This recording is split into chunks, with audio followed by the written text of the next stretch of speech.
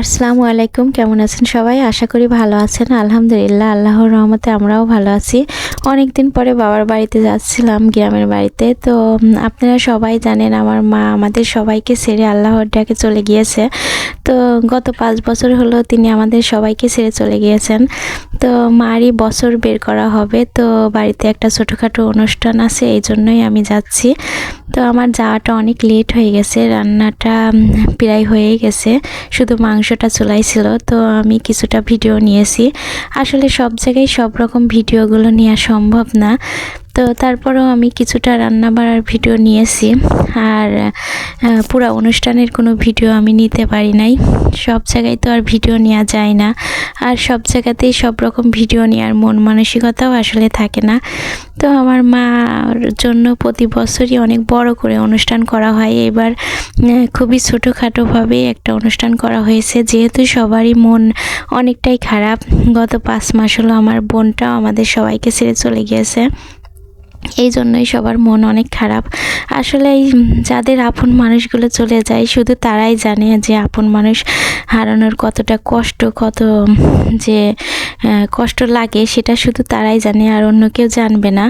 তো আসলে এই জন্যই সবার মন ভালো নেই। তারপরও মার বছরটা বের করা হয়েছে।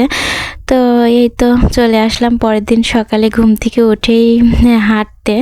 তো এখানে হাঁটতে এসে মাঠের এদিকে এসেছিলাম, দেখছি শীতের মধ্যে অনেকজনাই কাজকাম করছে। তো এই তো এখানে আমি আমার পাগলিটা, মানে আমার ভাইয়ের ছোট মেয়েটাকে নিয়ে হাঁটছি। এই পাগলিটা তো আমি বাড়িতে গেলে সব সময় আমার সঙ্গে থাকবে, আর সব সময় ও ফুবু করে আমাকে ডেকে ডেকে কথা বলে। এত ভালো লাগে ওর ডাকটা শুনলে, মনে হয় আমার একদম মনে এতটা শান্তি লাগে। আর সব সময় বড় ফুবুর কথা জিজ্ঞাসা করে যে ফুবু, বড় ফুবু এমন ছিল অমন ছিল, বড় ফুবু চলে গেছে, আর বড় ফুবুকে দেখতে পাবো না, বড় ফুবুর বাড়িতে যেতে পারবো না, এমন অনেক কিছুই বলে। দাদির কথা হয়তো তেমন একটা মনে নাই, তো বড় ফুবুর কথা অনেকেই বলে।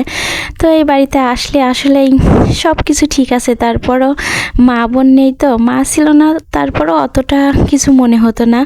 বোনটা ছিল, আসলে 2 বোন একসঙ্গে আসতাম, অনেক ভালো লাগতো। তো বোনটাও এখন আর নেই, আসলে সেই শান্তিটা আর পায় না, কেমন যেন একটা লাগে। তো যাই হোক, আমার মা বোনের জন্য সবাই দোয়া করবেন। তো এই তো আমার ভাবি কিন্তু গরু, ছাগল, মুরগি সব কিছুই পোষে। তো আমি এখানে সব কিছুর ভিডিও একটু নিয়েছি, সব কিছুর ভিডিও নিতে পারি নাই, আসলে এক ভিডিওতে তো আর সব কিছু দেখানো সম্ভব না। তো যাই হোক, সবাই ভালো থাকবেন, সুস্থ থাকবেন, আমার মা বোনের জন্য দোয়া করবেন। আল্লাহ হাফেজ সবাইকে।